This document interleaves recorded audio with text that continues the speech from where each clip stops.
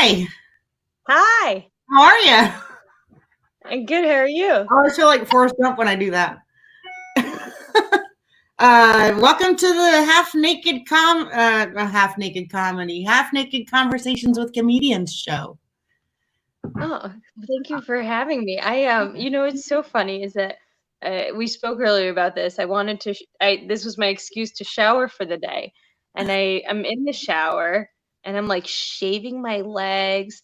I'm using the pumice stone on my feet, and I was like, I'm not doing. You obviously can't see it, right? Yeah. You can't see any of this. But my thought process about it was like, well, I don't know when I'm going to be in here again. So I should take advantage of the opportunity. That's hysterical. Yeah. Yeah. And I said I was going to take a shower, but I was like, nah, I don't really feel like it today. It's quarantine, because who It's cares? a weird feeling to feel like, nah, I don't feel like taking a shower today. This happens a Yeah. lot. No one I am going to see today deserves me after a shower. Oh, geez, it's crazy. For those of you who are joining us, this is my friend Linette Palladino, who is a New York City comic, and you're in the reserves. You're still True. in? Yeah. You're a captain or a lieutenant? You're captain. Captain. Yeah. Yeah. I worked for a living. I worked for a living when I was in the military. You get better food though. If you want us to see your comments, go on streamyard.com/Facebook and give them permission to post on your behalf. Otherwise, we won't be able to see them until after this is over. But I can see them if you're commenting and you've given us permission. So that's it. That's the introduction, Linette. You're a New York City comic. You're really big down on McDougal Street and in the New York City scene. I saw your name in the paper. They did it. I was in the New York Times. Yeah. The New York Times wrote a nice paper about it, nice article about you. That was me and Pete. Comedy Pete, who I have never met. I have not met. I know. I don't go to, you know what? I don't go to McDougal Street. I've been there like a few times to do East Village Comedy Club in Greenwich and like go to the duplex. But I always get lost every single time. I get lost every single time I go down there. So I'm like, I don't want to go down there. The Village can be tricky because that's when the numbers stop and the names start. Mm-hmm. So you're like, oh, fuck. There's no more grid. Yeah. There is no more grid. So, but you're down there a lot, right? That's mostly. I am. Oh my gosh. I'm down there 4 or 5 nights a week. Yeah, that's crazy. Yeah, it's too much. If you hear that you hear that? Wait, is it a cat? No, that's the dog. Oh. What's wrong with the dog? Okay, Thumper? Come here. Come here. You have not met my dog. Come here. No. Okay, come here. Oh, he's like a cat. Come on, come here. Very obedient. Come here. Yes, he's very quick. Give me a hug. Oh, give me a hug. Oh, that's a good one. Oh, what good. Oh my goodness, look at you, Fluffy. You okay? He's coughing. You okay? You want to say hi to Linette? Say hi, Linette. Hi, Fluffy. Okay. So we'll do hugs for a few minutes. So how are you? How are things going? You're in the heart of the city?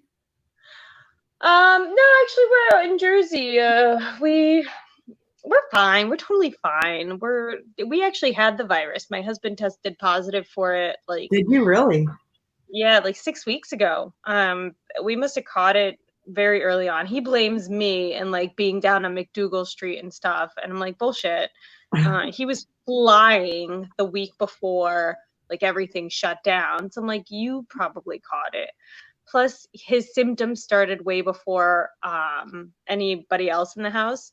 Wow. So he had a cough. So he says, this was not my best moment as a spouse, as a partner. he was being such a little bitch about having the virus. And he's like, I know I have it. I think I have it. And he's like, I have a cough. I have all the symptoms. I'm like, you don't have a cough. He would cough like once an hour. He'd be like, I'm like, that's not, I don't think that's what they mean. I think they mean like you're like coughing, like you can't breathe. Yeah. Yeah, like you're dying. I don't think. And so finally, like he had a fever, which is very unusual for him. He doesn't get fevers when he does get a cold. So he had a fever on Saturday. And so on Sunday, he's like, I'm gonna go get tested. I was like, go. I fucking hope you have it so you shut the fuck up. It was all in good humor. Yeah, this was comedic humor, and in the early stages. Yeah, in the early days of COVID-19. It was because he was being so like the whole world was panicking, and like the one person I need to like, remain stable was losing his shit, and I couldn't deal with it. I was just like, I can't fucking deal with you right now. Oh my God. So he goes and he gets tested, and then like he comes back positive.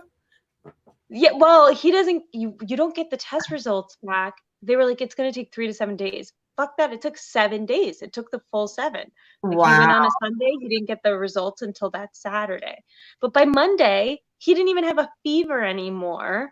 And that day, I was like baking and making sauce, sauteing like onions and garlic.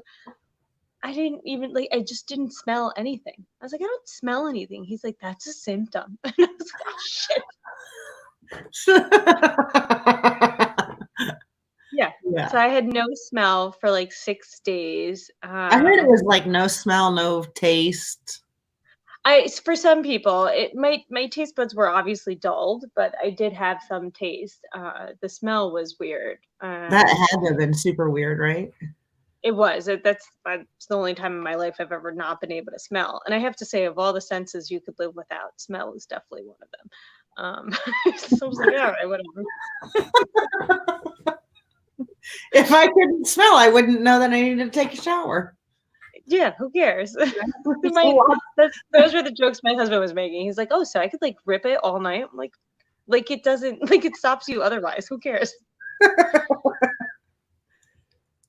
But yes, I lost my smell like a week after me, like a full week.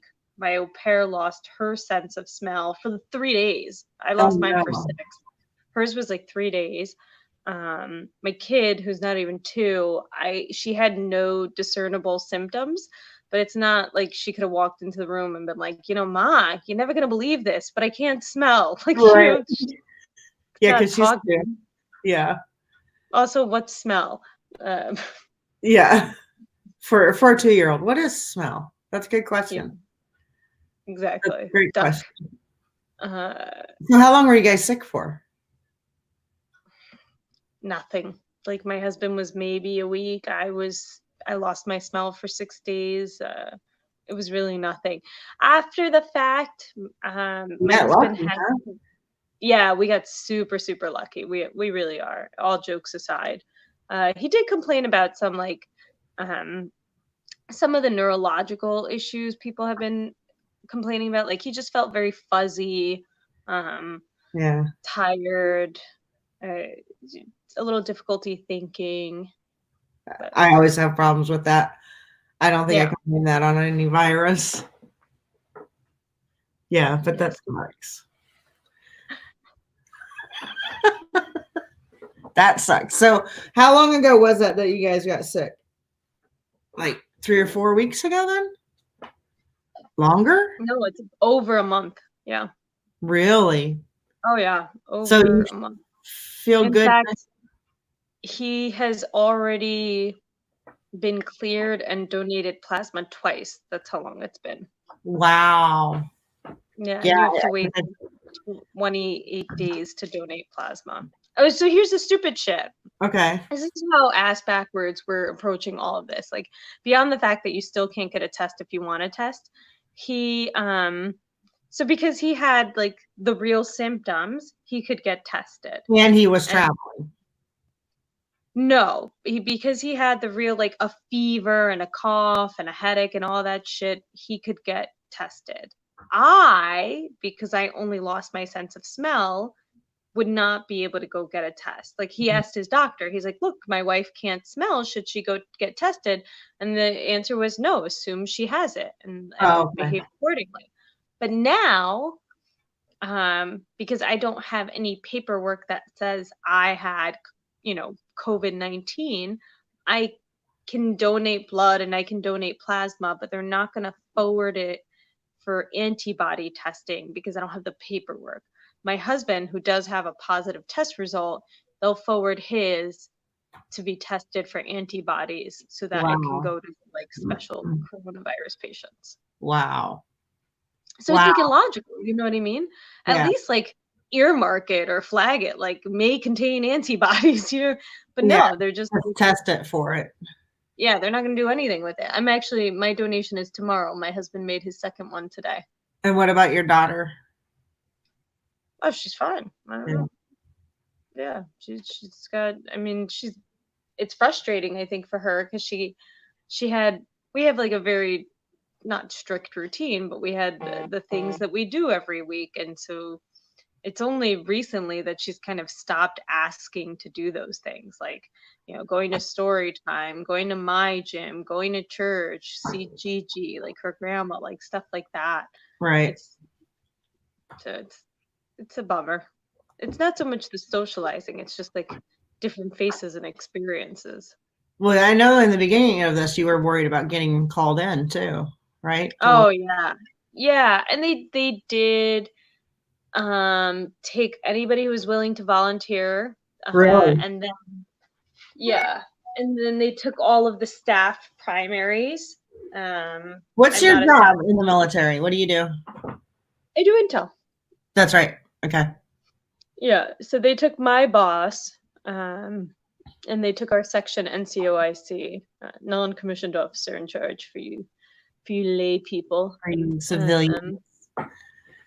And then we've been mobilized since, gosh, I want to say maybe March 1st. Really? That early? Or you've been ready to go since March 1st? Yeah. Yeah, people in my unit have been on a task force for this. They only took volunteers, thank goodness, because that would have been a real pain in the ass. But it has messed up our year. So I think you were only active duty, but in the reserves, you have to have a certain number of days in uniform in order for that year to count towards your retirement. And because we're not allowed to meet in person, we've been doing some training, distance learning, but now we have all of these days that we're missing. Like instead of doing what would be called like a MUTA 6 in March and April, we only did a MUTA 2. So we effectively have 10 days of Army training to make up in addition to what's left for the fiscal year. And explain what a MUTA is. It's just like a day. It's called unit training assembly. It's like a chunk of time.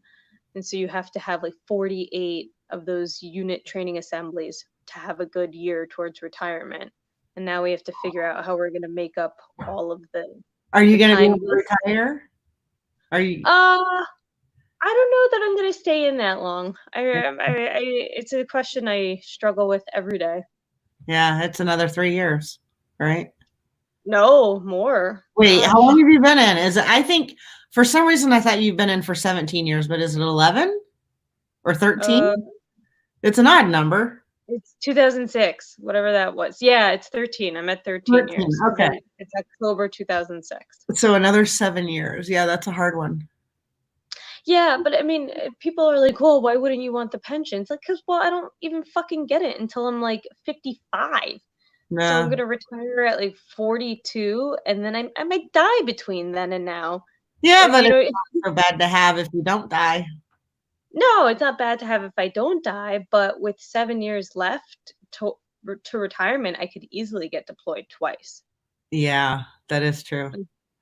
Yeah, you have to go basically in the New York National Guard, you end up going once every 4 years. Do you really? Oh, yeah. I've deployed 3 times. Oh, wow. And where have you deployed to? And I came back in 2017. So I deployed. I started my 3rd deployment within 8 years. of my first one. That's a lot. Yeah. I left in March 2009 for my first one, and I started my Did you go to one. Afghanistan or Iraq? No, Iraq, Kosovo, Iraq. Okay. Yeah. Okay. So it was March of 2009 was the first one. And then the third one I started September of 2016. Wow. Yeah. And you had a kid in between. No, the kid was after. She came after. Okay. Okay, good. Right, because she's 2. So okay, so yeah. Yeah, that way I don't know how parents in general do that. Have kids and have played. I'll be honest, it's weird to even think about. Like I can't even imagine 10 months away from her. Right. And it's not because like, I love her so much. Because I know your jokes. I was gonna say, it's not because I love her so much. It's because I'm more terrified for like what would happen while I'm away. Like, oh, this is a bad idea. So I mean, I love her, but I'm not one of these parents that's like, she's amazing. She's all right. She's all right for a 2-year-old, right? Yeah, she's fine. She's not an athlete, that's for sure. She's not? No. Oh my gosh. So really? Do you know if a kid is an athlete by the time they're 2? I don't know. I have no idea, but I will tell you that in my observations of her, I think the spirit is strong, the body is not. So what are her favorite things to do right now? She's been running, but her running is really just like high knees. She hasn't figured out how to like make it go forward. Yeah, well, she's 2. No, but that's the thing. Like when you would take her to these little baby gym classes, like she literally would go to this baby gym class, and like there are kids 5, 6 months younger than her running laps around her, and I'm like, really? Oh yeah. Like, maybe you should consider taking her to a different gym class. She's that would make you think that there's something wrong with your kid. Yeah, I mean, if it were like one kid that was just exceptional, I'd be like, all right, that kid's like. But they're all exceptional. A lot of them. I'm like, oh, okay. You at first you're like, oh, that's a bummer, and then you think about it, and you're like, oh, I just got back like 12 years of Saturday mornings. This is fucking great. Oh my god, that's hysterical. That's hysterical. I remember when I don't remember ever going to like gymnastic classes or anything like that when I was younger. I kind of wish I had. I wish I had been given that foundation. Right? My parents suck. Yeah. Like always stay flexible. Something good for you later in life, that you don't realize until you get to a certain age. And it's like, yeah, that doesn't move that way anymore. I think about that all the time. Like if my parents had given just a little bit of a fuck, like I'd be such a different person. My parents gave a fuck, but in a different way. Just like, I was very athletic though. I was not a runner. I didn't turn into a runner until I went into the military. And then I ran a lot. And Huh? Then you have to. You have to, yeah. I always liked hiking, so that wasn't a big challenge. But I was never into like flexibility or like backflips, and boy, that would have been I think all kids should have to learn how to do backflips and cartwheels and balance beams. I'm with you. I agree. Because that's a really good foundation building for your body. More so than anything else. Yoga classes in New York City. I'm like, what do you all fucking go to Juilliard? Like, why do you? This is bullshit. I struggle to touch my toes. Do you? Yeah. But so, do you really? Even in the military? Oh, You still have to take the PT test though, don't you? Oh yeah. Is that once a I, year or twice a year? Once or every 2 years for you? I think we do it. I think you have to do it once a year. The unit can always elect to do more. Yeah. It's funny because before this last deployment, I was like 20, maybe 30 pounds heavier than I am now. And the PT test was a struggle. And Yeah. then I lost a lot of weight on the deployment. I got pregnant. I lost more weight after pregnancy. And so this last PT test that I took, I was like, oh, why did I used to hate running? I'm like, bitch, because you were 30 pounds heavier. That's Yeah. That's funny. That's super funny. Yeah, I miss the military. I wouldn't miss it right now, but I have friends that are in you and other people that are in, but I miss the systems, you know. I have no You could be a contractor. I could be a contractor, couldn't I? Yeah. Yeah, you want to hook me up? You don't need me. You just raise your hand. Like What would I do? I don't know. What was your MOS back in the day? Helicopter mechanic. Oh, they would love you. Power plant. Yeah. Yeah. And then I started out as a clarinet player. I don't really blow wood anymore though. So I didn't know that. I did. I started out in the Army band. That's amazing. Yeah. Yeah, you have to be really good to be in the Army band. Yeah, I went in right out of high school.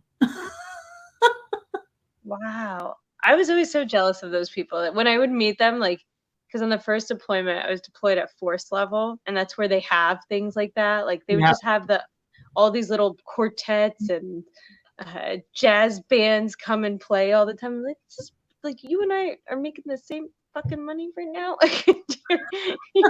And you're getting to entertain people. Yeah, you can play your instrument for a living. Yeah. I mean, yeah. I decided stand-up was a little bit more my speed. Yeah. And the Army also agrees with you. Yes, the Army was not thrilled with me back in '93. Let's just say that. Is that how long you've been a comic? No. I didn't start until much later. But you're like in 8 years, right? No, I went in 88 and I got out in 93. No, I'm saying you've been a comic 8 years. Yeah. So 2011? 2012, I think. June 24th, 2012 was my first time doing stand-up. Oh, wow. What'd you do? 5 minutes at Caroline's. I took a class. Oh, who'd you take the class with, Linda? Yes. You know Linda? I didn't take her class. I signed up for a class, and then I guess she had some sort of cancer, I want to say. Breast cancer. So when I took the class at Caroline's, it was being taught by Robin Shaw. Okay. Yeah, she's great. I love Robin. And then she actually ended up having to miss like 3 classes, and Joe Larson subbed for her. So that's how I met Joe Larson? Yes. Okay. Did Joe tell you about his gig up here? Yeah, for your charity? Yeah. Did he tell you how awesome it was? Joe's a gentleman. He would never kiss and tell. Yes, he would.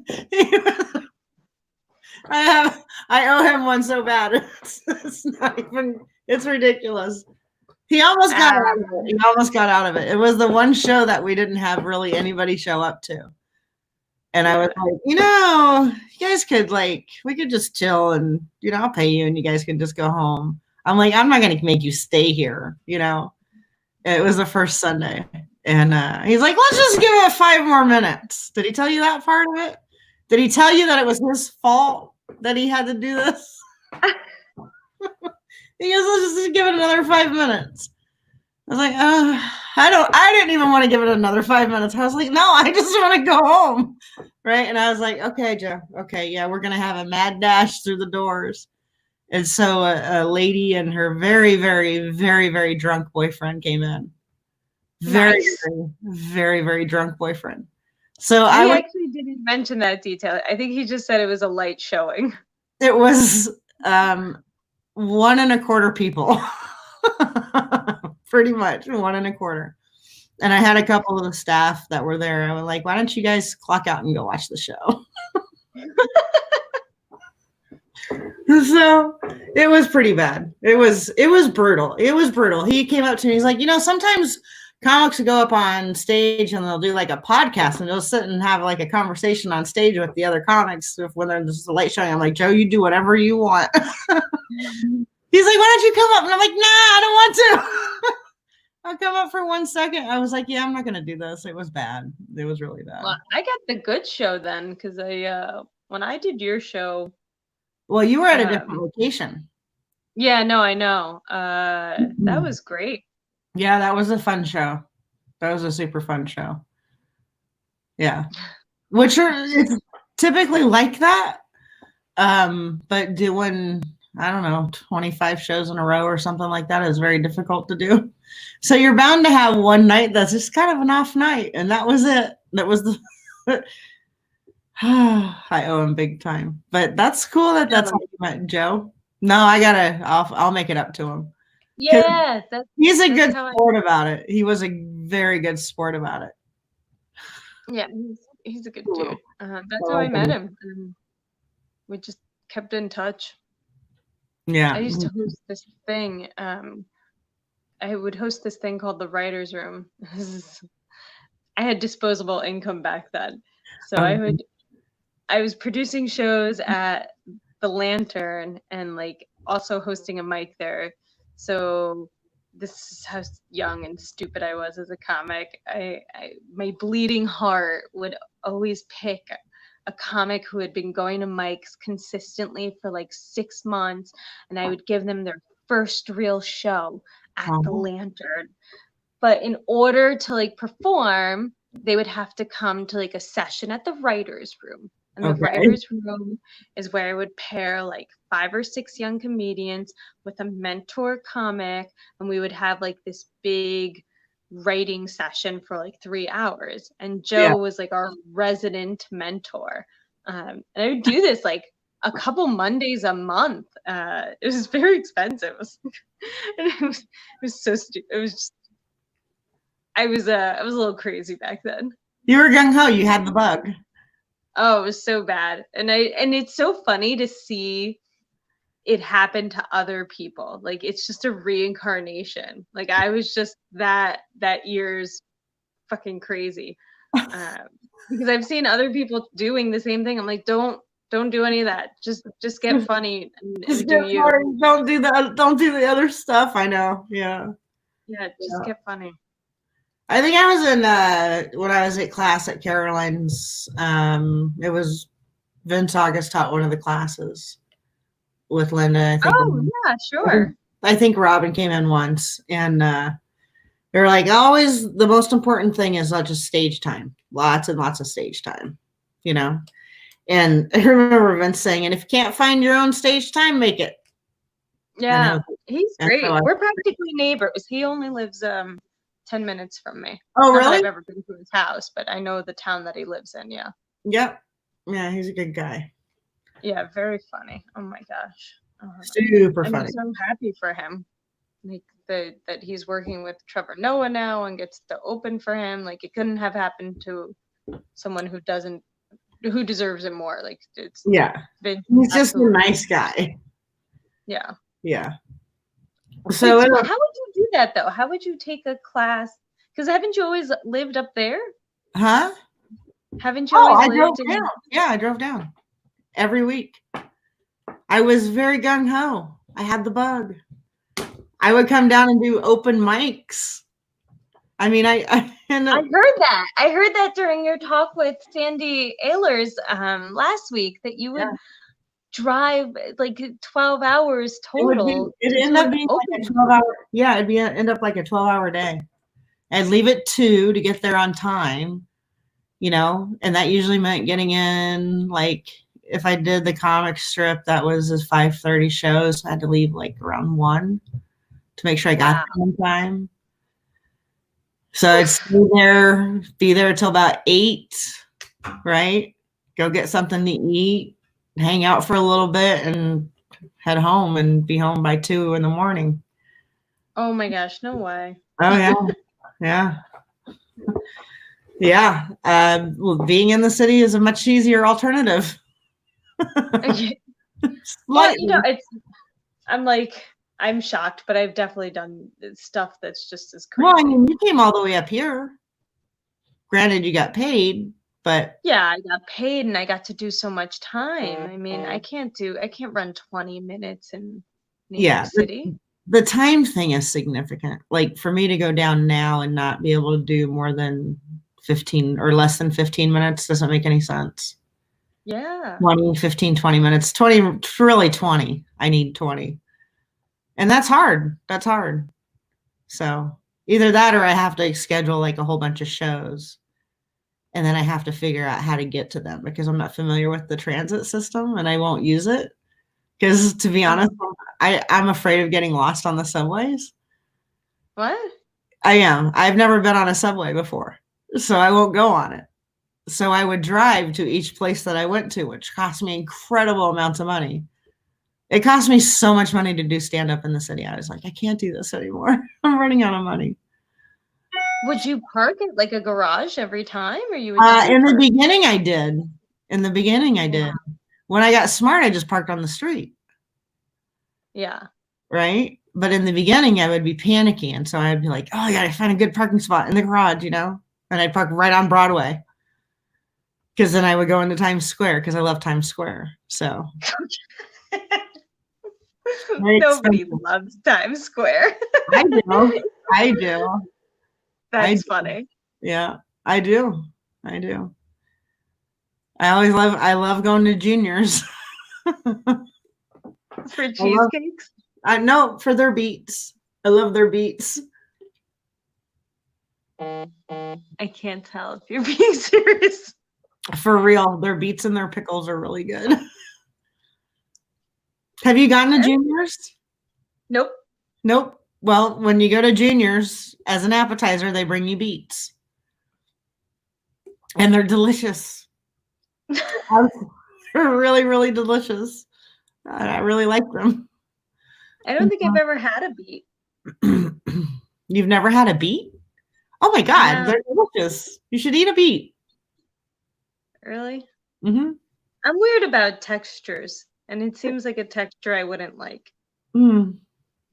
It's do you like mangoes? Yes.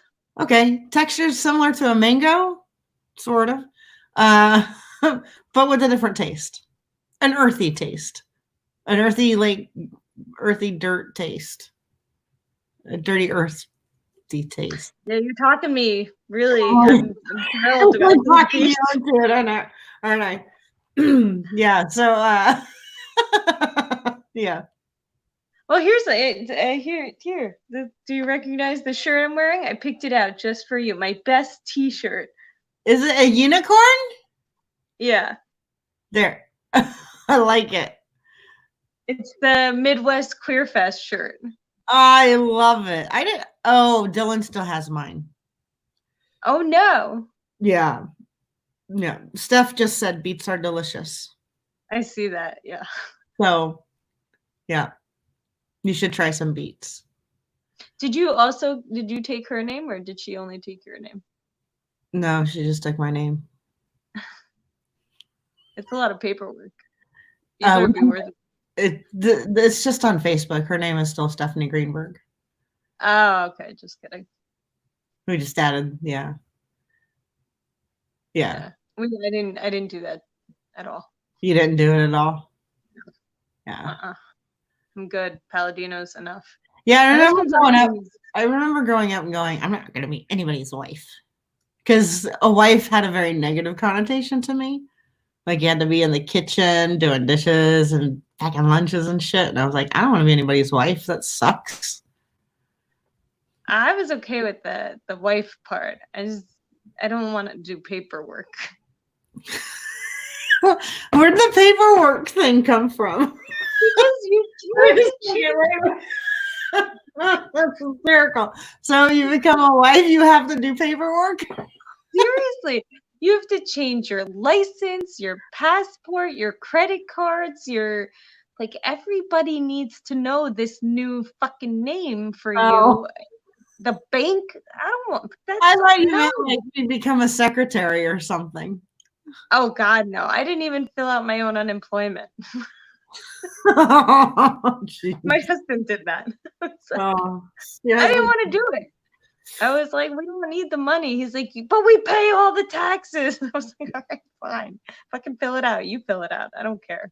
Yeah, I'll just sign it. Yeah. Wow. Yeah. Yeah, no, I don't think it's necessary to change your name. No, neither do I. You know, we're like one of the few countries that even does that shit. Like in Really? Italy, yeah. And this is the argument that I made to David because, like, in Italy and Korea, my husband's half Korean. I was like, they don't change names. Like, this is bananas. They don't change names. No, Neither person no, ever. no. You just get married. You don't change your So name. what's your kid's name? Oh, So so yeah, so then it becomes a little bit different, right? Because either you have to combine the names or do like one of and those that's what we did. Yeah, scramblers, the letter scramblers, and come up with a we, whole. we no, I didn't do that. Like Sergey Brin and his wife, the founder of Google, Uh-huh. they made up a new last name for their kids. Uh, no, we gave her both last names, and this this was my rationale. I was like, well, you already have two kids with your name, so like, why can't we just have one with mine? And That's a good he's a little too old school for that. So our compromise was both both names. names. Yeah. Plus, I heard from some friends who have different last names than their kids that like it would make things weird at doctors' offices or It gets traveling with confusing. them Yeah, because you have different IDs. right. I was like, fine. But only in America. Yeah. Because what do Koreans do? I don't know. Just go look at her. She looks like me.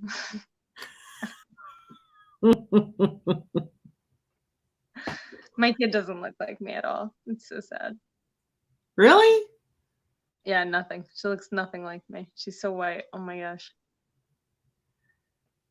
That's very funny. Yeah. She's very except her body. Her whole body shape is Korean. My husband like refused to believe it until she was like running around the house naked one day and he was like, "Wow, she's got no ass." I'm like, "Yeah, man. She's Korean." She's doing the high knees. Maybe that's probably why she sucks because she's got no like back, leg, thigh muscles for That's for funny. strength. That's hysterical. I want to play a clip of yours, but the one that you sent me, I can't actually hear it on the sound quality is not the best. Yeah, because that's all I have. They're all from my phone, except like this crappy one from like 4 years ago at Caroline. No, at the Cellar. You had a clip from the celery, and that's not the one that you sent to me? No, because it's like a graduation show. It was a class I took. Oh, yeah, I will never Yeah. show my graduation video. It's No, horrible. well, it was a post deployment. I took a class to get back into things, even though I didn't really need to. And so the tape is good. It's just like How long have you been doing stand-up? I never know how to answer this question because I started in the summer of 2014, and then I took effectively a whole year off because of the Right. deployment. So I started in summer of 2014. I left in summer of 2016, came back in summer of 2017. So since summer of 2017, it's been nonstop, including like my pregnancy. Like I only took Jeez. 3 weeks off stage between like giving birth and my next show. I did. You really like comedy. I was on stage the week I gave birth. That is insane. Oh yeah. So sometimes it's like it's weird. Like I don't know how to explain it to people. Sometimes No, it I feels get like I that. just yeah, I directed children's theater to the 2014 and 2015, and from like March to October-ish, I was not able to do any stand-up. If I was lucky, I maybe did one. So like a whole year I missed. Then I had my knee replacement, and that, I don't remember doing stand-up, so I don't even know if that counts, yeah. but I did do it. But yeah, no, that makes sense. It's kind of like you've been doing it for 6 years, but 3 years off. Yeah. And that's the other thing, like people don't understand. It's like even the year that I was home in 2016, so I because we left in September of 2016, those 8 full months between January and August, I had missed 7 full weeks of work for Wow. different training events. So Wow. just, I mean, I was all over the place. Like they sent me to Colorado for 3 weeks. I was in Fort Knox, Kentucky for a week. I was literally, I think 2 weeks in Fort Leavenworth, Kansas. It was Fort just, Leavenworth. oh, Fun. woo, that place. Yeah, no, so I missed a lot of stage time just for training, not even mind you being in Iraq, just not being available. Right. Yeah, Like, that's and I think about that all the time with comedy now, like, and I'm still being in the reserves. 1 weekend out of every month, I missed 25% of the weekends of the year to the right. army. Right. And then you miss at least 2 weeks for Yeah, training. right. So So you've I basically been a comic for 2 years. yeah, you subtract all the army time. Everything. Have you talked to anybody with the USO or doing any kind of armed forces entertainment? I haven't. Have you? I have.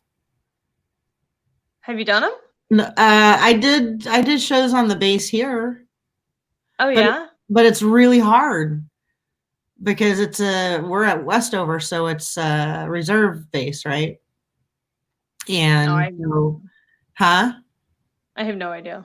Okay. Well, it's in Chicopee, and it's, every other weekend there's reservists there, but you can't guarantee an audience with that, right? No.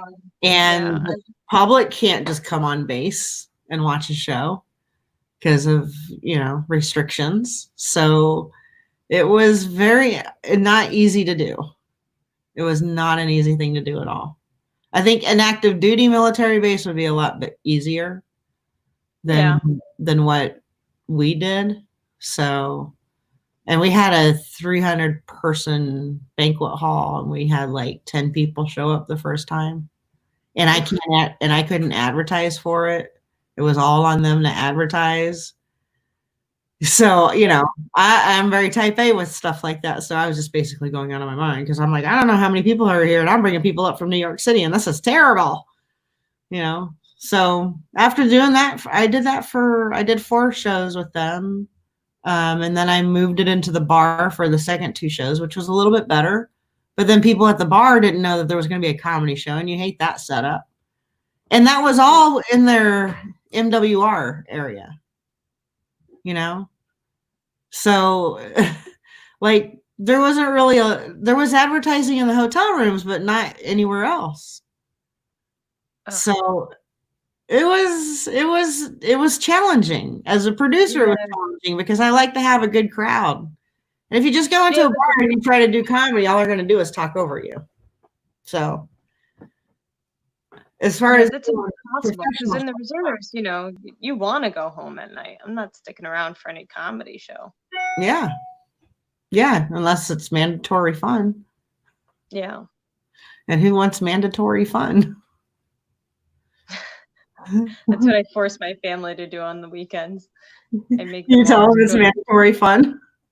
No, I organize a picnic and then I go, it's picnic time. I force them all to the park and we have a picnic.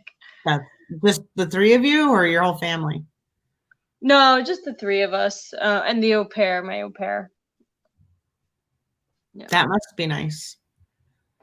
Yeah, no, I mean, I feel so bad for her. I mean, for people who don't understand the au pair program, this is it's technically a cultural exchange program. So like the exchange is they're coming to experience living with an American family and life in America. And like in her case, proximity to New York City and DC and Boston and all that stuff. And I think she made it to like Philadelphia one weekend before the quarantine Oh started. my God. And where's she from? She's from Italy. She just got here in January. Yeah. Holy crap. Yeah. That's rough. How are you doing? How are you doing with the quarantine? You're keeping your spirits up? Like, no, I'll be honest. Like, no, oh my gosh, there were days where I was losing it. And it really took me, we're in week 7 now. I would say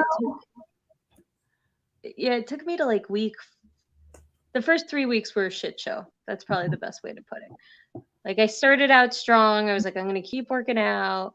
And then like mentally, like my mental state just deteriorated. And then I think it was probably doing my first online mic that kind of took me out of it. And it's like, okay, the end is not nigh.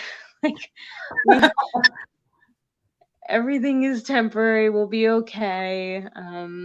And then a couple other things, like I joined me and a group of like 4 other lady comics. We get together every day at 11 o'clock and we have this study hall thing on House Party, and we just write. Cool. Yeah, we write for an hour every day, so we're like each other's accountability buddies. Tuesdays, I do connection is everything. Yeah, I'm a very weird social person. Like I'm intense, obviously, being in the Army, and I feel like so like a lot of times people will run into me on McDougal Street, and I'll be like in the middle of like trying to sell somebody tickets or like getting ready to go up or coming off stage, and I'm in my head and I'm not maybe I'm not like friendly and I'm not saying hello, and people will take it personally, but it's like it has nothing to do with you.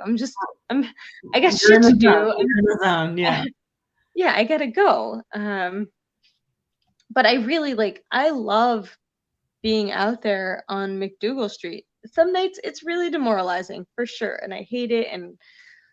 But a lot of times I'm like, this is the job that works for me because I like talking to people and I like moving, and I do my civilian job. I do data analysis, which is great because I like the problem solving aspect. Yeah. But if I had to choose between one or the other, I'd probably choose selling tickets on McDougal Street to data analysis. No kidding. Yeah. I mean, it's just the time goes by quicker. I like the product that I'm selling a lot better. Yeah. Well, you're kind of, how many shows were you doing a week? Oh, at least 10, I'd say. 10 shows. Yeah. So last year I did over 300 shows. Wow. Yeah. I did over 300 shows. And mind you, that's missing 1 out of every 4 weekends. Yeah. We like to travel a lot. And when we travel, we go for a week at a time because we have a fractional ownership. So, just last year I went to Italy for 9 days. I'm talking like 2019. We went to California for 8 days twice. And we did a couple trips to Florida. And do you try to work in shows when you go somewhere? Sometimes, not always. Like in Italy, I couldn't. When we were in Sonoma County, California, I went and did a bunch of open mics and got invited to a show while I was there. So that night I ended up being on stage 3 or 4 nights, but only one show. So in that whole week, I only did one show. Wow. And then like we go skiing for 1 week every year. So I spend 5 weeks a year traveling. I spend 2 weeks a year playing army. You're doing multiple shows a night when you're doing them. Yeah. The last Saturday I did comedy was March 14th. I did 4 shows that night. Ah, nice. My last show was the 7th of March. But it was hustling. Like I started selling tickets at 5 o'clock in the afternoon, and I didn't stop till 12:15. Yeah. What was the show with Pete Holmes? Crashing. Crash. Oh my God, such a good show. That's that when I read the article about you in the New York Times, that's what I thought of. It is, yeah, that's what it is. It's barking. I find it very demoralizing. I did it once. It is. It's not for everyone. Like I was on Dante's, the 7th level of Dante's Hell. I was like, oh my God, these people aren't even making eye contact. Like, there is that. They don't even, you're like, you don't even exist at some points. I'm like, I couldn't. It was torturous to me because I was like, hi. And then they'd be like, no speak English. But they say it in a German accent. And I'd be, oh, sprechen die Deutsch? And they'd be like, oh, shit. I don't speak German, but I can say that much. Yeah, right? Yeah. It's not for everyone. I mean, a lot of young comics will walk up to me and be like, hey, like, how do I get to do this? Like, I want to sell tickets for stage time. And I'm like, do you though? Do like, you? Yeah. Like, I don't know if you know. Like, I'm not trying to like romanticize it in any way, but it's like, I always look at it in a very strategic way. There is no other way for me to obtain stage time while working a day job, right, being a mom, and being in the army. Right. So in a way that I can control it. Like if people offer me gigs, I 100% absolutely take it. But when I don't have gigs, I 100% volunteer to bark because I'm getting on stage. Like I don't have the, I'm not like you, I don't have the energy to produce my own shows. I really don't. It's well, what I'm doing. That's all I'm doing. Yeah, but I mean, dealing with comics, putting the flyers together, the stress of worrying who's going to show up, advertising, that's a lot. Like I give anybody who produces a show credit. I've been very fortunate in the comics that I work with. I absolutely adore, like you being one of them. And I don't typically have too many problems with people not showing up. I mean, if someone gets sick, like during December when I did the fundraiser, I didn't put myself on the show because if someone didn't show up, I could step in any position, host, feature, headliner, whatever. Like that was the advantage of doing that, and then the one show I did want to do was the final show. So, and I didn't really have too many problems with people not showing up. A couple people, that was it. Out of, 75 comics, I didn't think it was too bad. That's amazing. Yeah. But, I mean, I try to pay decent and I want, I want people to have a good time when they come up, I want it to be worth their while and have a good audience. So, but that's all I do, like that's kind of like, I don't know if I'll go back to doing that. I don't know what I'm going to do after all of this. Isn't that funny? I think a lot of people feel that way. Yeah. Like I want to continue to do comedy. I just don't know how. What capacity? Yeah. If it's just doing road work, and I don't even know when that'll happen, it's very strange to me. Yeah. I mean, that was one things I was sort of thankful for, because I think there's a lot of talk about which clubs are going to make it, which ones aren't. So, and then this is just like one giant example of shit rolling downhill. So like all of the comics who work the cruise boats, who the fuck knows when cruise boats are going to be sailing again, right? Yeah. So those comics who are professional, excellent, great comics are going to work their way back into the clubs. And whatever clubs do manage to survive this are going to have their pick of the creme de la creme. Yeah. And then everybody's going to be undercutting everybody because money's going to be tight. And not only that, then you have the comics who are about to embark on like their first theater tour, right? Like maybe they're not going to be able to sell out theaters anymore, but they can sell out zanies on a Friday night. So now those comics are pushed back into the club scene. So I feel like this just retarded everybody's progress, like, and pushed us 2 years back. So Yeah. if you felt like if you had a little bit of heat or things were working for you, you can just consider yourself 2 years behind at this You know what I point. kind of think is like it just basically neutralized everybody. Unless you're a household name. Because after this, even going back into my priority wouldn't be to step inside a club when this is over. Yeah. As a consumer. You know, No, one, I agree. I won't Yeah. have discretionary income to do it. So Yeah, a lot. that's a huge thing, especially in the city when it's a 2-drink minimum, you know, because that adds up fast. Oh, for sure. I mean, going to the cellar it's $60 per person. Yeah, easily. $120. That's a lot. That's a cable bill. Right. And if you're forced to do at half capacity or 25% capacity, how do you even afford people? Yeah. How do you afford comics, you know? So no one's getting paid. And you got to pay your staff and you have to pay your overhead. And it's just like, I mean, that was a really good experiment for me to have a club for a month, because it was just like, there's a lot to this. And then I was like, wow, I'm really glad I don't have a club right now, because it wouldn't have survived. Yeah, for sure. You're right. I got very, very lucky, you know? No, So and that's what I think about with barking. I mean, barking is like, I feel like I was kind of positioned well in that, well, the cellar is always going to exist. And because the grizzly pear is right next door to the fucking cellar, the grizzly pear will always exist. right. So in that way, like, I feel like I'm in a good position to at least continue performing. Right. I don't know what the shows will look like, how good they'll be, and you know, how long it'll take to get to a sold out Saturday night again, but the stage time will be there. Stage time without an audience is tough. I've done it.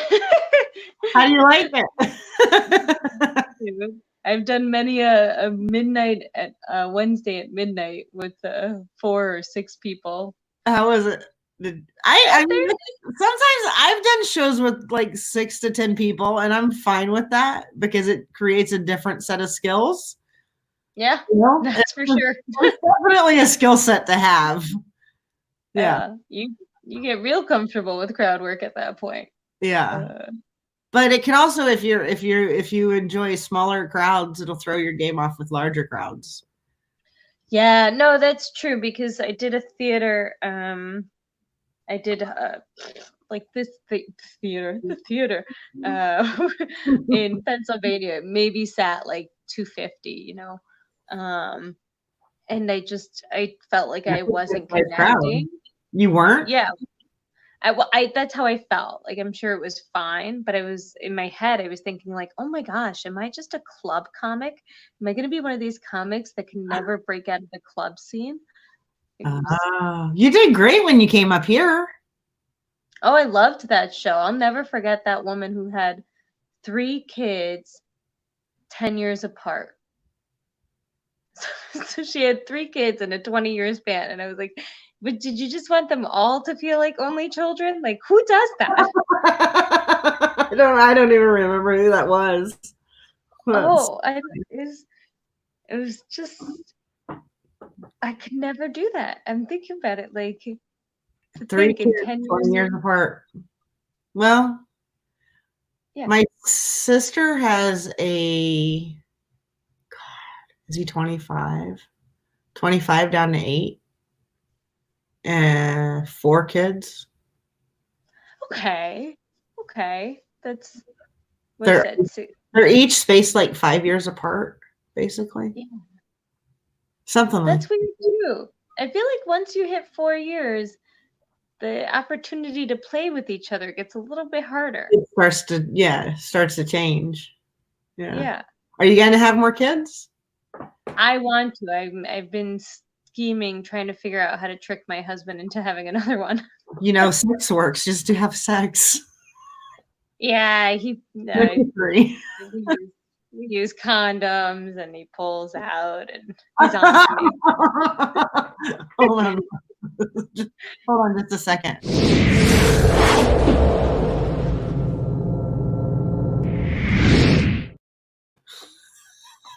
Just had to do that because that was funny.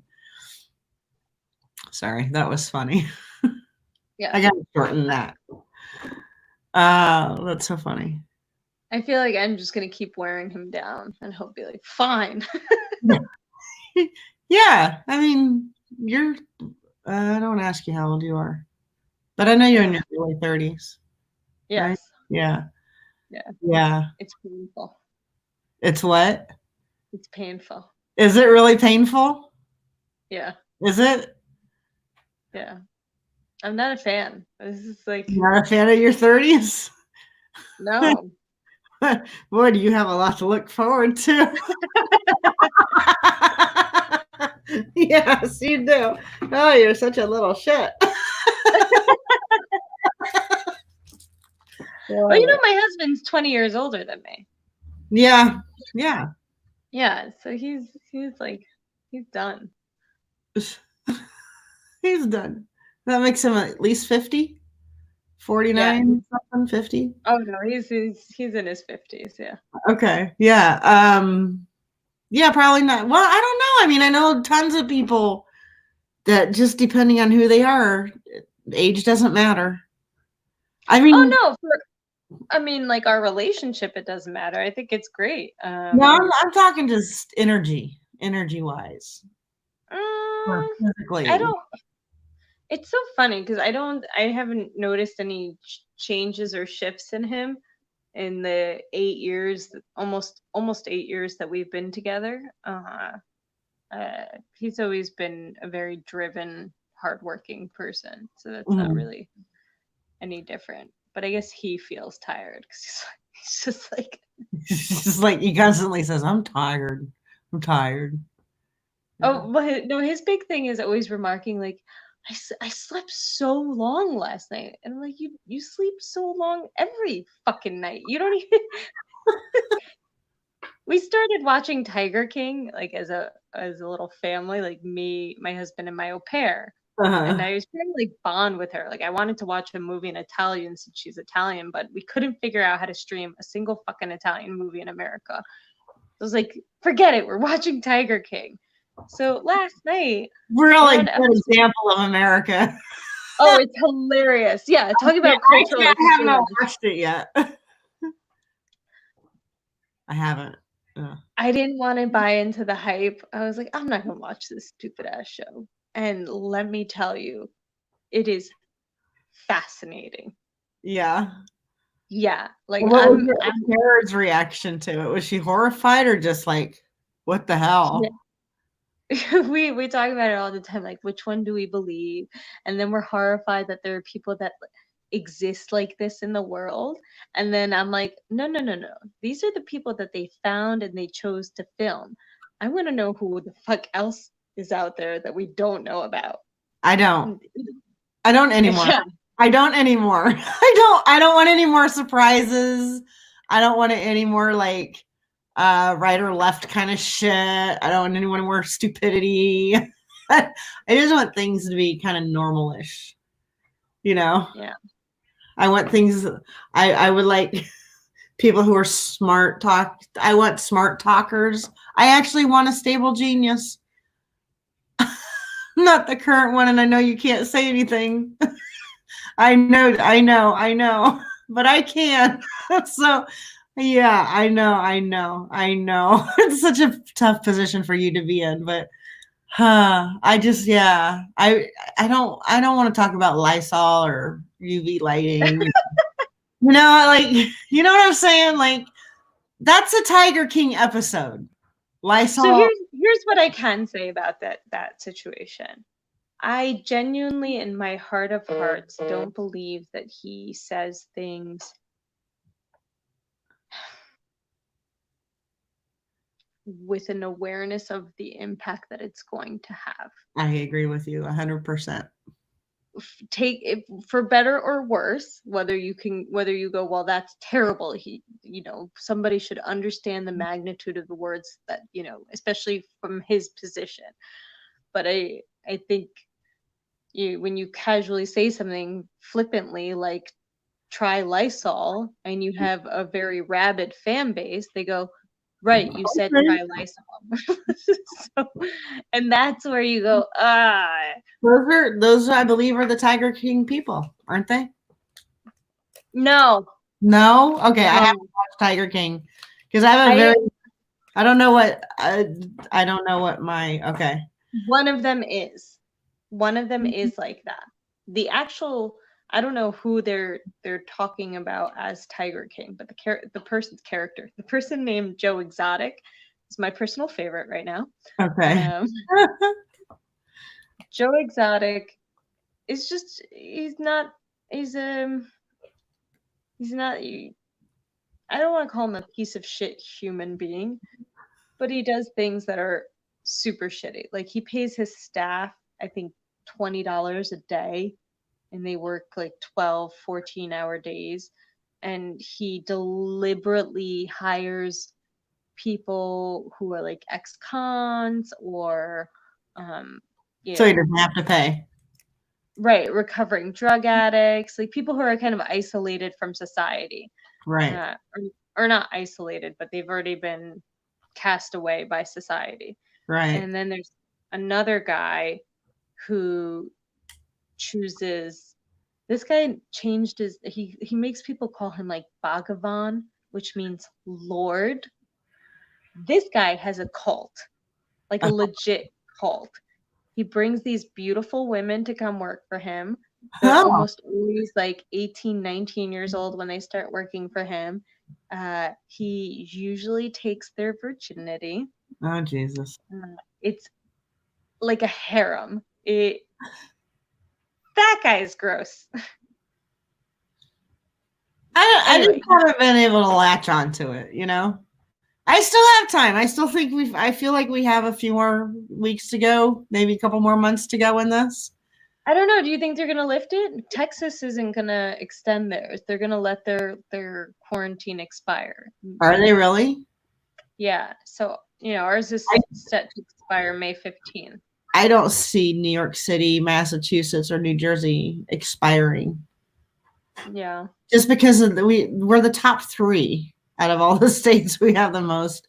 And I think we're running into our peak right now up here. I'm not really sure, I think New York City's peaked out. I don't know about you guys. But I mean, when you still have like 600-700 deaths a day. Yeah. I question it. I question, like what are you going to open? I worry about the summer coming up and not having anything open, like the parks or pools or.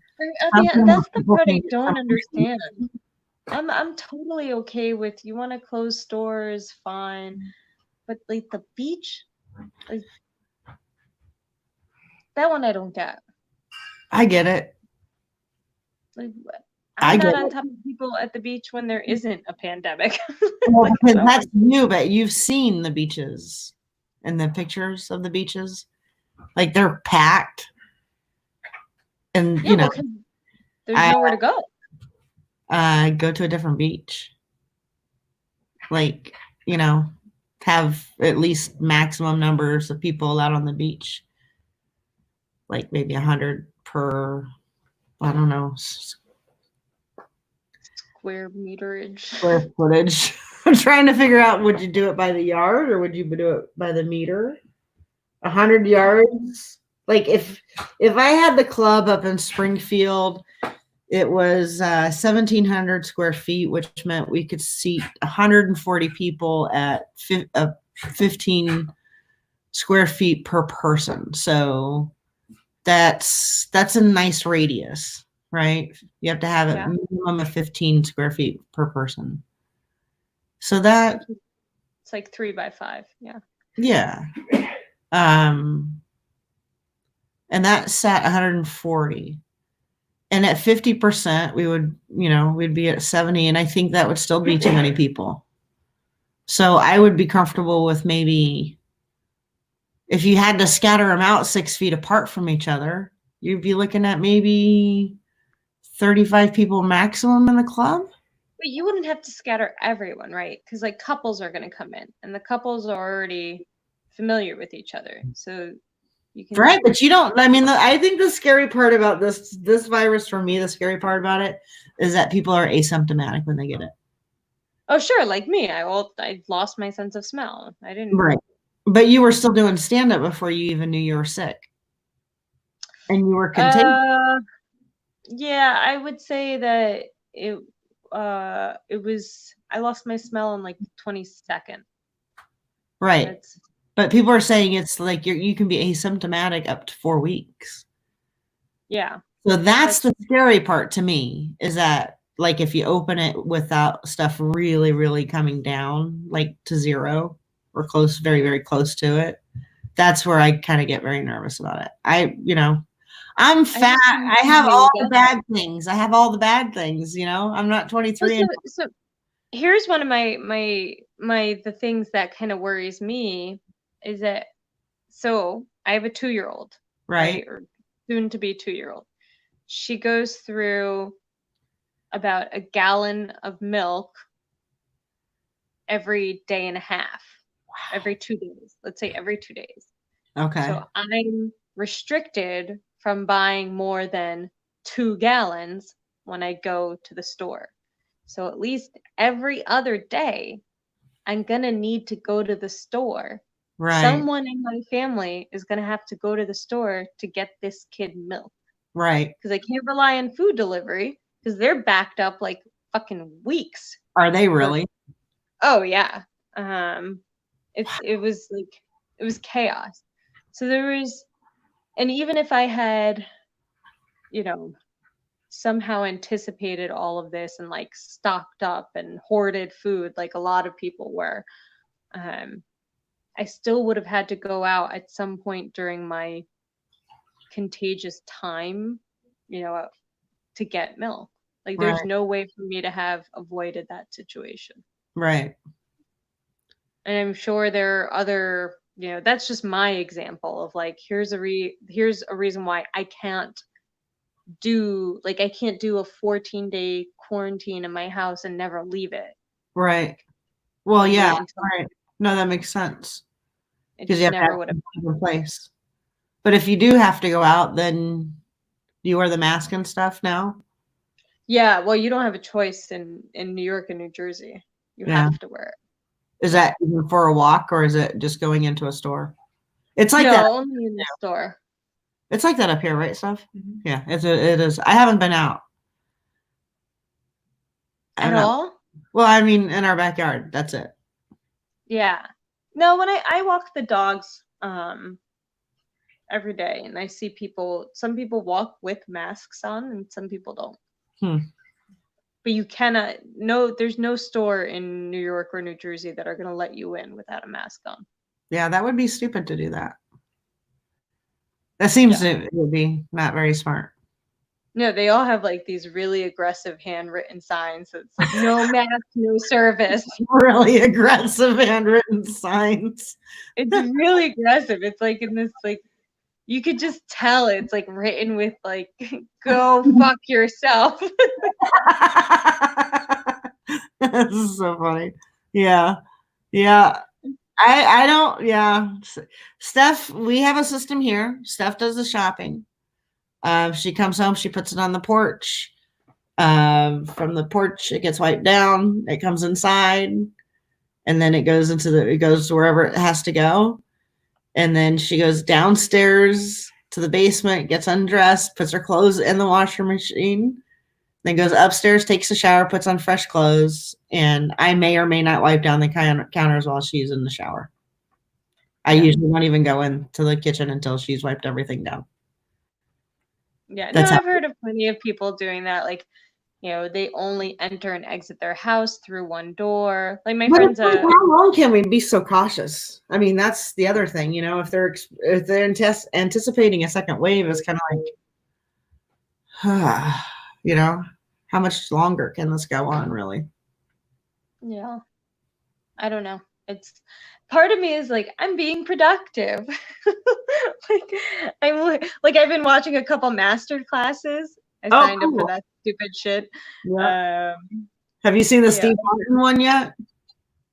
I haven't. So right now I'm about 60% of the way through the Judd Apatow one, and then while I work out, I watch this guy called the Gangster Gardener.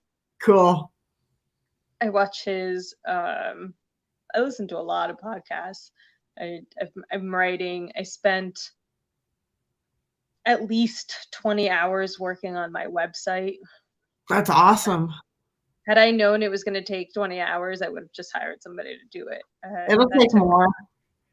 Yeah, it took a fuck ton of time to do. I've been productive. I decided, I was like, I'm going to go back and listen to every set I've ever done, which I don't recommend. I'm ready to blow. No, that's hard to do. That's hard to do. It's not the time. It's listening to how bad I was back then. You're like, and then listening to it, knowing that back then, I didn't think I was that bad. I know. That's funny, right? It's mortifying. It's so embarrassing. I'm like, oh my God. Every time we do it, we get better, Yeah. Yeah. For sure. But it's just like, that's how you know you're a narcissist, because like the level of delusion. I don't know. Thoughts of grandeur, maybe. I don't know. So I watched my very first set ever, and I was like, can I burn this? And I was like, no, stupid. Then you'd have to burn the whole computer. That's so funny. Yeah, I can't. Every once in a while, I'll pull out my very first, like my graduation show set, and I'll be like, oh, no, I wasn't wearing the proper bra. Like I did this horseback riding bit, which I still do, but it's transformed immensely. But but for that particular show, I was wearing a white t-shirt and an inappropriate sports bra, one that perhaps lasted its luster back in the day. And I was doing this really bad horseback riding bit, and I will look at that now and I'm just like, oh, that's horrible. Yeah, I ended with why would I even do something like that? Oh. The only thing that makes me grateful is that as a comedian starting out, I'm very grateful that I'm a woman and I don't have a dick to talk about. The starting out phase. You know what I'm talking about, right? Like I tell a lot of dick jokes, but no, I do. And I appreciate you, because I did not have the same forethought. Because I got on stage during my graduation show, did a joke that I had never done during any of the classes as my closer, and it was a joke about anal sex. How'd it go over? Horrific. It was not a good closer. It was terrible. Well, it could be a good closer depending on the audience. No, you're not maybe for graduation. What made you think to do that? That's bald. Because I'm an idiot. I didn't listen to anything. I didn't I had never done I had never done like an open mic. Like I had never done anything. I just did the class. I don't fucking know. It was terrible. It was not a good idea. Joe Larson just said, Jess, how do you call it half naked when you are still wearing sunglasses? I'm half naked from the waist down. Okay. I can still wear sunglasses. I have to do that without my round head. Joe, I miss you. We were talking about you earlier. We were. We were. Yeah, I feel very grateful that I didn't, especially starting like my early 20s as a dude talking about masturbation and having to work through that. Like I felt like, wow, that okay, hit the jackpot there. Yeah. So you started at what? Like I guess you started around like your early 30s? Well, I'm 39 now. Steph Yeah. is laughing at me in the background. I'm probably closer to your husband's age. Oh, okay. Uh-huh. So you started in your early 40s? Yeah. But now do you appreciate that you had like a life before you started I stand up? I didn't have a life before I started stand up. It Well, was that's difficult because I was in the military and I had some difficulties. yeah. I came out pretty screwed up, and then, had some family stuff that kind of screwed me up. So I was pretty depressed for a long time. So I don't really feel like I had a very good life, but theater, getting back into theater, doing stand up, yeah, definitely now. I think they're very healing kind of things to do, Hmm. and I love making people laugh. So, but yeah, And you're if I, very good at it. huh? And you're very good at it. Thank you. I try to Well, be. no, when I did your show, I didn't know if the audience was going to be mostly gay, which you don't get a lot of in New York City. I didn't know, that audience in particular happened to be mostly older, mostly white, and so walking into those two situations, you're like, well, and then you immediately set the tone as the host about what would play well. You cursed, you talked about all sorts of things. I was like, all right, I got my left and right limits now. I get it. I'm into it. Yeah. I like hosting for that because wait, someone just said, wait, the first joke I heard you tell was about you being able to suck your own dick, Jess. Well, no, I don't think I've ever said anything about sucking my own dick. So that would not be the first joke. Having a dick, but not with me. Always the first joke. Always. Are you there? Or are you frozen? Yeah, I'm listening. Okay. Yeah. Oh, yeah. I thought you were talking to Paul still. I was like, I'm listening.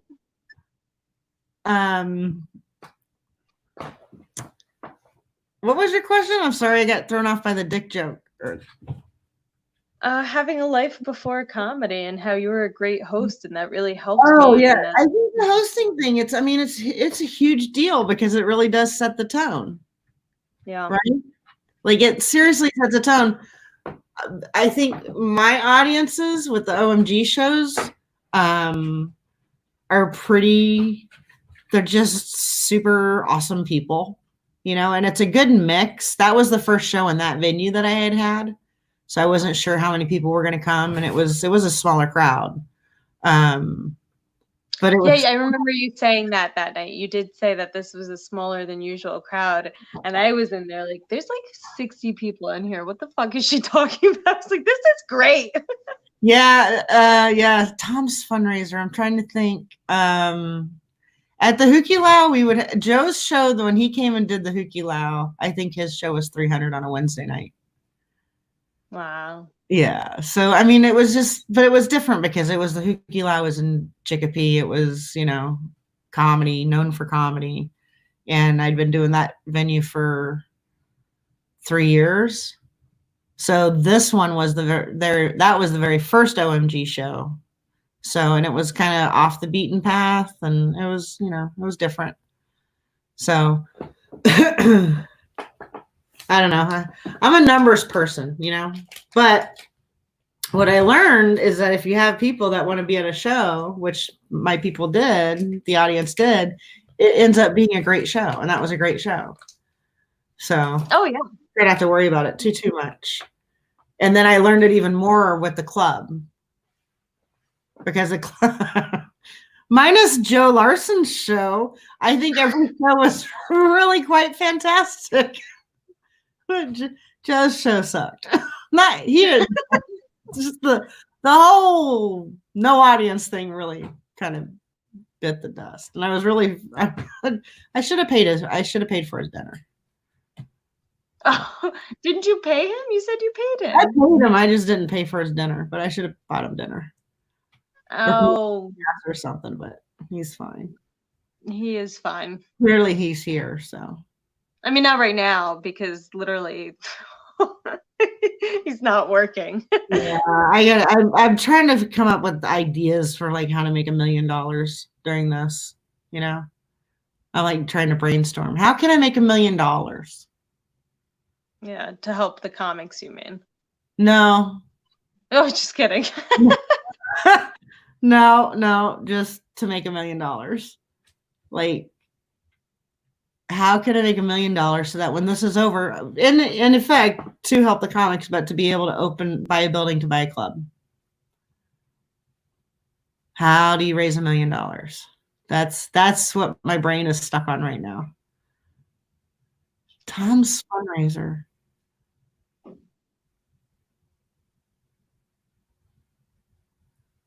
When you're thinking, it actually looks like the screen is frozen. I know. I'm just thinking about it because David will sometimes ask me, like, and this is the evil genius that my husband is.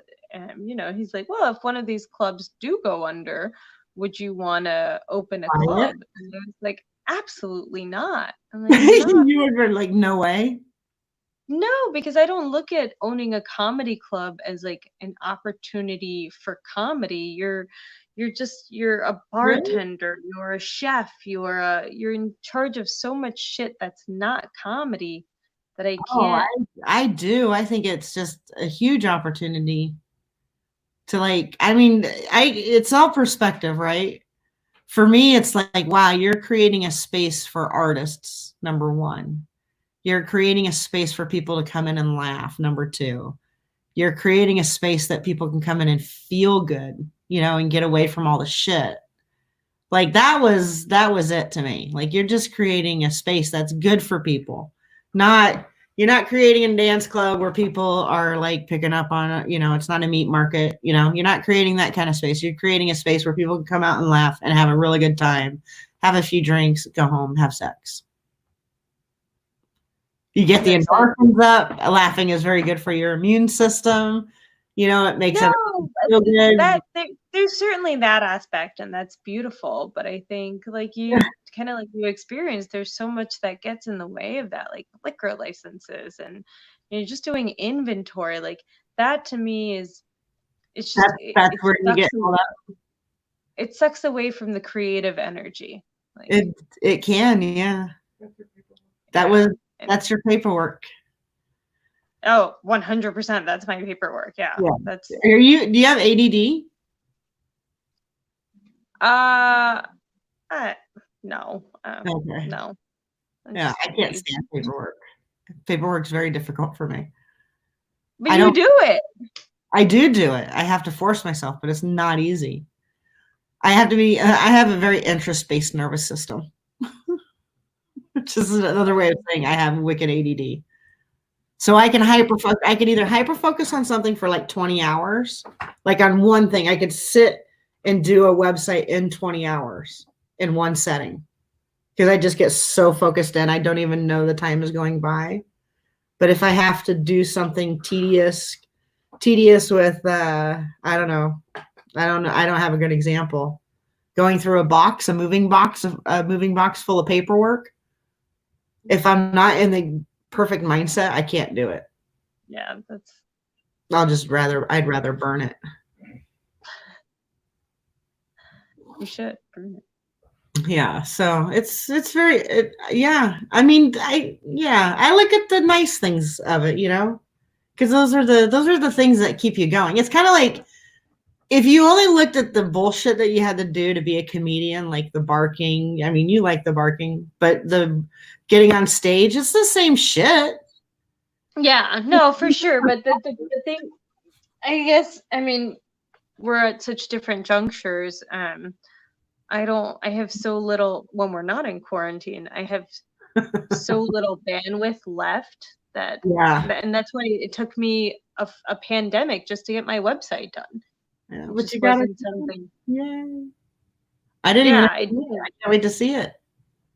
I did get it done, but it really like, and that's just, I mean, I'm the same way about ordering business cards. Like Yeah. something so simple for so many people is an agonizing thing for me. I obsess over every detail. Let me know if you need help. I know, I did. I reached out to you. I did. Did I'm gonna do it on my own. You did, and you were like, "Just call me." I was like, "I'm gonna figure this out." Okay. I did, and I didn't throw my computer against the wall. I still have a computer. That's so funny. Yeah. There are certain things that I bought a new Mac this year, and my Mac almost went up against a wall. That's very scary when that feeling happens. I don't like that feeling. So I had a Mac for like 2 seconds, and I sold it on the last deployment. Really, you couldn't I handle will it? never do it. I'm not an Apple person of any kind. I had an iPhone for 2 weeks because my whole fucking family has iPhones, and I was like the only one. And You couldn't make the transition. no, I was ready to throw it in the subway tracks. It's just so bad. Oh my gosh. Okay. So you get like that. I get like that with wires. Wires. Wires being exposed? No, wires, like wires. Yeah. When they get all jumbled up and you have to untangle them. I can go into a full on rage with this shit. I don't know why. I just like a 2-year-old temper tantrum, which I know I'm familiar. You're familiar with those? I feel like I'll throw a 2-year-old. I'm like, what the fuck? And I just go nuts with something as stupid as this. But I have patience for a lot of different other things, and I don't know how that is. So,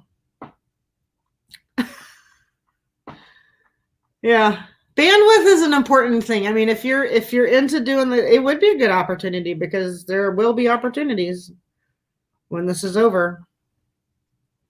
Yeah. When it's over, fingers crossed. I just hope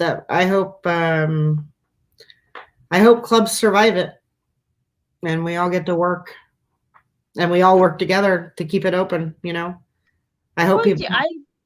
I don't know. Maybe, for as many people that do stay in, I think a lot of people, even people who are far along, I think they're just going to be like, I can't deal with the uncertainty anymore. I mean, it's been a long time. Like some people enjoy being home with their families. I don't know who those people are. I don't understand it, but some people do. I mean, they like their families. Yeah. No, I mean, there's a balance, right? There's a huge balance. But if you've been working, I mean, you work a lot. So for you to go from working a lot to nothing, it's hard. Oh yeah. That's super abrupt. This whole thing has been super abrupt. And going, I don't know when comedy's coming back. I think it's going to be 2021. That's my prediction. But like making a full at all, like you don't think there will be shows until 2021? I think there will be shows. But I think there'll be small shows, intimate shows. I think they're going to be, I hope that people want to have comedy, but I don't see myself. I can see myself filling a 300-person room really easily just because people want to come out and laugh. But I don't know if it'll be safe to do that. Yeah. So I don't know what people are going to have for discretionary income after all of this. So I know there's a need for it. I don't know what the right answer is.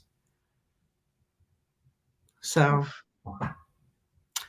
I have no idea. Well, on that note, we should probably get. I have no clue, but I hope it happens. Yeah. Oh gosh. I Yeah. don't know. I want to. I try to stay optimistic. Say I believe, and in the meanwhile, I'll keep taking classes and writing, and just try to come out on the I other think end of that's this. all we can do, right? Yeah, yeah. No, I mean, it's crazy because when you think about the entertainment industry at this point, like nobody's filming, there's nothing happening, so we're all in limbo in the same Like, what do way. you think next fall's lineups are going to be like? You mean TV shows, right? Yeah. Yeah, I don't know. Like We, I we were mean, just going into pilot season, yeah. Oh gosh. right? I mean, I think about like the NBA. Are they going to finish their season? Is the NHL going to finish their season? I think the NFL is already talking about not having a season. Are you serious? I I don't I don't think they can afford to. Like, who's going to come out to the stadiums? So that's weird because that goes until February of 2021. Yeah. I mean, and Oh, baseball season hasn't even started yet, and they play 160 games. yeah. I think baseball could survive. I don't know how any of this survives. It's just bizarre. It's fucking weird. It's super weird to me. So this has been fun. Yes, ma'am. I think yes, ma'am. No, you're the ma'am. I think the connection is the biggest part. Like if you can stay connected. Yeah. No, That, for sure. That's what I was missing in the first 3 weeks, and I'm glad that falling into a routine. yeah, I'm glad that you have your friends that you can get together and write with every day. That's cool. Yeah. Very Hey, whenever cool. you want to. I'm Yeah, let me know. I'm always down. Do you have house party? I just saw it a couple days ago for the first time. Is it fun? No. I only use it for this one purpose. Really? Yeah. I don't use it for any other reason. Oh, that's hysterical. Just for writing. Well, just for meeting up with the group and then we write. Okay. Yeah. Interesting. We don't even talk to each other. It's just like an hour of forced focus time. Like it's peer pressure. Really? You don't even talk to each other. You just sit there with the screens on your faces and Yeah, we talk to each other for I'm sorry, Thumper. we talk to each other for like 5 minutes in the beginning and then maybe 10 minutes at the end. Wow, that's so And cool. one of us will set a timer for 30 minutes. We check in, like everybody good, and then we go till the hour. That's awesome. And are you Yeah. writing together or separately? Separate. Huh. Yeah. Like I listen to my sets. One girl's working on a pilot. Another girl is working on some sort of writing competition. That's And awesome. we're all over the place. Like one girl's in Baltimore, one's in DC, one's out in the Hamptons. Uh, yeah, we're everywhere. That's awesome. Yeah. It's nice when you have that kind of support. Yeah, but it took weeks. I think it just takes time to catch up to some of this shit, you know? Like your brain has to sort of, everything was a huge adjustment. Yeah. I mean, Yeah. and it was sort of scary. It was Sort of. it was a sort of a big scary adjustment that everybody had to make all of a sudden. The entire No, states of that I got in trouble for a post I made about like, the week before we shut down. I was like, look, I get it if like going out for you isn't really your thing right now, but I don't see the point in being like an asshole to somebody who does go out. Like these are all very personal choices. And like that was the point of my post, the message I was trying to convey. Like just like let's all just be kind to each other. Like you do your thing, I'm gonna do my thing over here. Let's relax, and right? you got in trouble. Yeah, well, and then I got a lot of heat. Like there were a lot of like very strong reactions to it, basically like telling me I was crazy and like no, we should all be quarantining. It's so reckless and like stuff like that. And I was like, you're missing the point. My point is I really don't give a shit what you do. Like personally, I don't. I'm gonna take the precautions I need to, like just like you do with your routine with Stephanie and the grocery shopping. Everybody works within the limits of what they're comfortable doing. My thing is like, let's save the judgment. Like, Right. what you do, I would never fucking do that shit. Right. But does it make you feel good? Great. Then fucking keep doing it. Right. Me? I go to the grocery store, I wash my vegetables, everything else goes in the cabinet. You probably think you're probably going, that's why you got corona, bitch. It could be. Right? Yeah. So, I mean, I wash my hands, I wear my mask. That's it.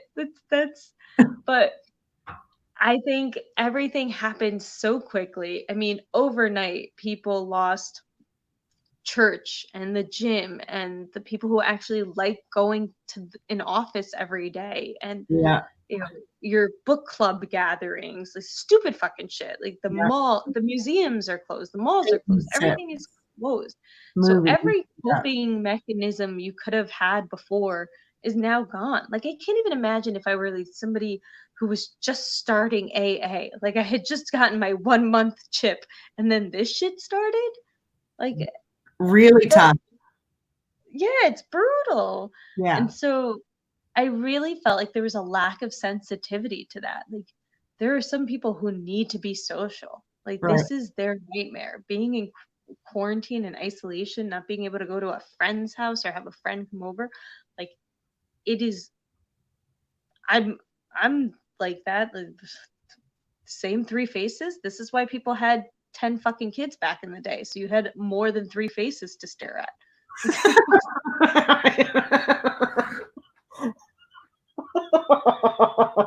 I don't want to say it, but that's a good joke. It is. Well, I mean, there was a lot of also, wasn't there? You need to make backups. Backup copies, free labor when they get older. Yeah. Right? Oh my god. I mean, Alexander Hamilton. TV. There wasn't TV back in the day, right? No. You put the kids to bed. What did you do? You read a fucking book. Read a book, play the piano, sing some music. It's so funny. I think about that all the time. People are always like, oh, like back in the day, you used to speak like 4 or 5 languages. I'm like, yeah, because there wasn't dick to do. Of course you spoke 5 languages. Well, there was. You farmed. You did, but there were things. You were farmers. You built. Actually, even the laborers back then, from what I have heard, is that even if you had like a manual labor job, you used to work like 4 hours a day and then you were done. That's why they were all like writing fucking folk music. But you still had to go home and farm your crops, right? Like your own crops, you mean? Your own crops and like build your own house out of straw and hay and all that shit. And, like I'm talking like before, you had to get to work, you had to ride the horse to work or whatever. You had to walk 5 miles. Nothing like walking 5 miles. You work for the guy down the road. But they had who knows how close they lived together. I've seen all of Downton Abbey. It didn't seem like a 5-mile walk. I'm not talking New York City. I'm talking like Iowa or Kentucky or something. Where you had to take a horse and buggy up over the Appalachian trails to get to your cousin's house so you could do the farming. I don't know. I mean, maybe that's why there's a lot of, I can't say that joke. I can't say what's about ready to come out of my mouth. I'm not going to say what's No. Maybe that's why there's a lot of inbreeding. Is that what you're saying? No, that's not what I was going to say, but I'm glad that's what you said. I wouldn't have said it. I just figured. I thought you were going like, well, I could walk 5 miles or Betsy's right there. I think maybe that's what happened. Maybe that's what happened. I don't know. I'm just saying it's, before the cars were here, before the electricity was here, and before the running water was here. Life was a little bit different. And even in the 50s, it was a little bit different, right? I don't know. I wasn't born. I'm not that old. I I don't I don't know. know how different has it been for you since in 15 years of living?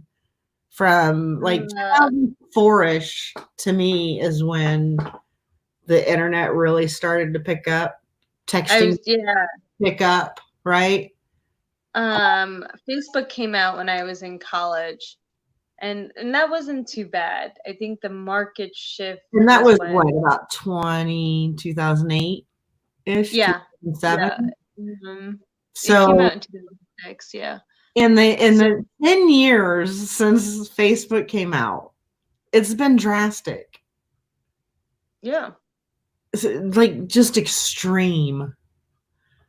Oh no, I'm so thankful I made it through all of high school without Facebook because that would have been a nightmare. Yeah. I mean, just having MySpace and like AIM was bad, like AOL Instant Oh, yeah. Messenger, but uh, Facebook really, that I think about deleting Facebook all the time. Not so much because of the noise, but just because it's such a huge distraction. Like Yeah. I I've been reading books in the morning and at night whenever my kid, basically whenever my kid is sleeping, I make an effort to read a book and not fucking touch my phone. And it's incredible. Like I'm reading so much more. But when I think about this, like I used to read a book a week easily when I was in high school and college. Right. Now, now if I finish a book in a month, I'm like, wow, I read a book this month. Like you fucking moron. It'll be It's so different. sad. It's very different. I Yeah. don't think we realize how much like we like constantly fuck with our phones. No, but at the same time, thank God for our phones right now. And thank Yeah. God to be able to connect with people, you know? Because going back to the same, I know we have to wrap this up in a second, but going back to the same thing that you were talking about, if you just got a 1 month chip in AA, Yeah. this will save you. Facebook, being able to connect with people, hugely. Yeah. I don't disagree there. I think now that I'm out of that horrible dark place, I could do with a little less, a few less distractions. Yeah, At but least half the day. at least half of a day. Yeah, I think maybe perspectives will be a little bit different. Who knows? It'll be interesting to see how this all works out. Okay, jeez. So Oh, are you getting? Is she bringing you a drink right now?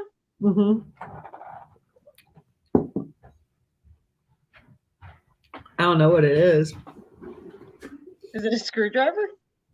No, honey, what is this? Oh, okay. Very tart.